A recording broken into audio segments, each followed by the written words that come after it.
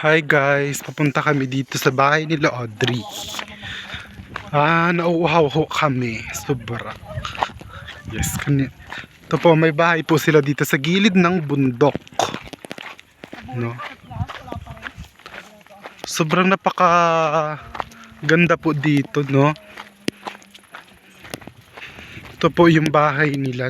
May bahay po sila dito kasi dito sila nagtatanim, no? Teacher, si Ma'am Lot.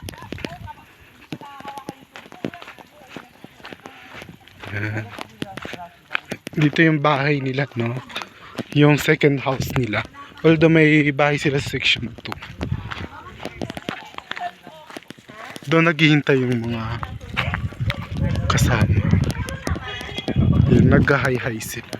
Napakaganda dito, no? Ito yung bahay nila, no? Wow, napaka presko naman dito. Ay, Ken! Nagpo-vlogan! Ken! Ken! Ken! Volleyball ah! Oo! Bunganga mo. Yung dalawang